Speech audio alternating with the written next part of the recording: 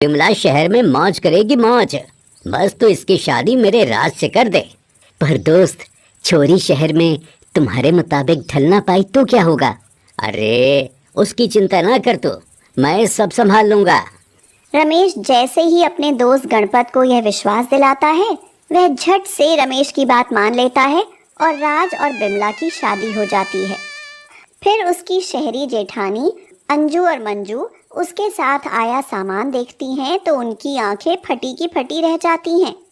वे अपनी सास सविता से कहती हैं, अरे मम्मी जी, अपनी नई बहू का दहेज तो देखो।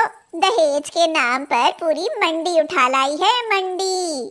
गन्ना, गुड़, घी, आम, सरसों का तेल और अचार, अच्छे खासे घर को किराने की दुकान बना दिया है हमारी गंवार देवरानी जी ने। ऐसा अनोखा दहेज देखकर सविता भी चौंक जाती है। उसने तो सपने में भी नहीं सोचा था कि नई बहू कार, स्कूटर, फ्रिज या एसी जैसी चीजें छोड़ घर में ये खाने पीने का सामान उठा लाएगी। यह सब देखकर सविता चिढ़ जाती है और कहती है, गांव के गवार और दे भी क्या सकते हैं। क्या भैंस देते भाग्यवान। अरे गांव की सेहतमंद संस्कारी बहू मिल गई, ये क्या कम है? देख लेना, तुम्हारे रोज पैर दबाएगी। रहने दो, मुझे ना दबाने पैर वैर। तो और क्या गला दबाना है। यह कहकर रमेश हंसने लगता है। उधर राज गांव की अल्हड़ और सुंदर लड़की को अपनी पत्नी के रूप में पाकर बहुत खुश होता है। बिमला भी राज को बहुत पसंद करती है। तुम तो बड़े ही अच्छे हो जी। अरे आप तुम नहीं बिमला, सिर्फ आप या तुम बोलो भाई, दोनों शब्द साथ साथ नहीं। तो फिर मैं आपको तुम ही कहा करूंगी, तुम कहने पर प्यार बढ़ता है ना जी। ठीक है, तुम ही कह लिया करो। एक दिन अंजू और मंजू अपने मॉडर्न कपड़े पहन खूब सजती संवरती हैं और आंखों पर काले चश्मे पहनकर कैट वॉक करते हुए सविता के पास आती हैं।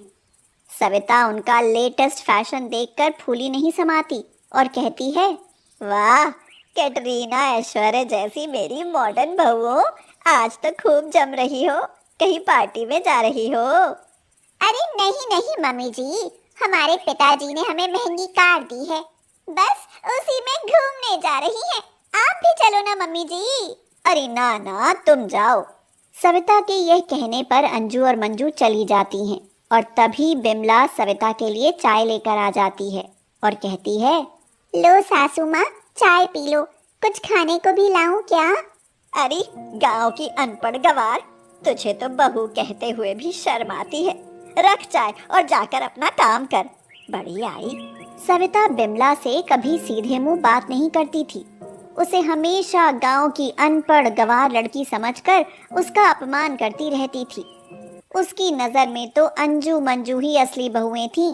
एक बार सविता के मायके में शादी थी और पूरा परिवार बहुत खुश था, मगर सविता बिमला को लेकर परेशान हुए जा रही थी।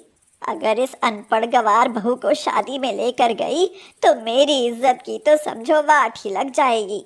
अरे मम्मी जी, आपकी इज्जत का कुछ नहीं होगा, उल्टे आपकी गवार बहू की इज्जत का ड्रामा बन जाएगा, देखना। और हो सकता है इस गवार का रंग ढंग देखकर यह देवर जी के मन से उतर जाए। अगर ऐसा हुआ तो यह बेरंग चिट्ठी की तरह अपने गांव भाग जाएगी। अब तो आप समझ ही गई होंगी मम्मी जी कि आगे क्या करना है। यह सुनकर सविता मन ही मन बहुत खुश होती है और खुद से कहती है, वाह, यह तो बढ़िया आइडिया है। सांप भी मर जाएगा और लाठी भी न टूटेगी। फिर तो मैं अपनी मर्जी की बहू रानी लाऊंगी अपने राज के लिए, और वो मेरे पति परमेश्वर इस मामले में टांग अड़ाना ही भूल जाएंगे। यही सोचकर सविता बिमला को जानबूझकर शादी में ले जाती है। अमीर लोगों के शादी फंक्शन में गांव के गरीब किसान की लड़की कुछ रम नहीं पाती। जापानी गुड्डे गुड़ियों के बीच देसी मिट्टी की गुड़िया की तरह हैरान खड़ी होती है कि तभी शराब के नशे में चूर राज अपने दोस्तों के साथ वहां आता है और कहता है, ओह बिमला, तुम यहाँ क्यों खड़ी हो? आओ ना, स्टेज पर चलकर डांस करते हैं। नहीं राज, मुझसे यह सब नहीं होगा। क्यों नहीं होगा? क्योंकि मुझे इस तरह नाचना पसंद नहीं है। बिमला यह कह ही रही होती है कि तभी अंजू और मंजू वहां आ जाती हैं। गांव की अनपढ़ लड़की से यह हो भी कैसे सकता है? शहर की मॉडर्न लड़की ब्याह कर लाते तो बात और थी। इसे गाय भैंस का गोबर उठाने के सिवा कुछ नहीं आता। तभी राज का ममेरा भाई मनोज बिमला के कपड़ों पर तंज कसते हुए कहता है, अरे इसके कपड़े तो देखो, ये तो कपड़ों से भी गंवार है। ऐसे फालतू कपड़े पहन कर आई है अमीरों की शादी में। बिमला को बहुत दुख होता है और वह लगभग रोते हुए राज से कहती है, अब बहुत हुआ राज, अब मैं यहाँ एक पल नहीं रुक सकती, इसलिए मुझे घर छोड़ाओ। चुप कर, गांव की अनपढ़ गंवार लड़की। आज से तेरे जैसी जाहिल से मेरा कोई रिश्ता नहीं। जब भाग जा अपने गांव। राज और बिमला के बीच यह नफरत देख अंजू, मंजू और सविता फूली नहीं समाती। लो मम्मी जी, हो गया बेड़ा पार, अब तो खुश। अरे मेरी खुशी की तो मत पूछो, आज तो मेरा दिवाली के पटाखे बनकर फूटने को मन करता है। हाँ, अब तो ये अनपढ़ गंवार लड़की अपना मुंह छिपाकर आज ही अपने गांव भाग जाएगी। क्यों, मैंने ठीक कहा ना मम्मी जी? अरे बिल्कुल ठीक कहा मेरी मॉडर्न बहू। उस दिन के बाद राज भी बिमला से बात करना छोड़ देता है। अंजू, मंजू और सविता भी उसे और अधिक परेशान करना शुरू कर देती हैं। यह देख रमेश को बहुत दुख होता है। एक दिन वह सविता को समझाते हुए कहता है, देखो भाग्यवान, बिमला बहू का दुख अब मुझसे बर्दाश्त नहीं होता। तुम सब उसे इतना दुख क्यों दे रहे हो? ऐसी अनपढ़ गांव की गंवार लड़की हमारे घर में नहीं रह सकती है जी। आपने तो मेरे राज के गले में ऊँटनी बांध दी। ऐसी अनपढ़ लड़की गांव में ही अच्छी लगती है। मैं तो कहती हूँ इससे इसके गांव भेज दो। अंजू यह कह ही रही होती है कि तभी वहाँ गणपत आ जाता है और ऊंची आवाज में कहता है, कौन कहता है कि मेरी बेटी अनपढ़ है? बिमला तो बहुत पढ़ी लिखी है, तुम सबसे ज्यादा पढ़ी लिखी। क्यों बेटी? Yes Bapu, I am not illiterate, I am highly educated. यह सुनकर सभी चौंक जाते हैं और तभी गणपत एक लिफाफा निकालकर सबको दिखाते हुए कहता है, ये देखो, मेरी बिमला ने आईएएस में टॉप किया है और अब वो कलेक्टर बनने वाली है। सच बापू? हाँ मेरी लाडो, आओ अब घर चलते हैं। इस घर में तुम्हारे जैसी गंवार लड़की के लिए कोई जगह नहीं है।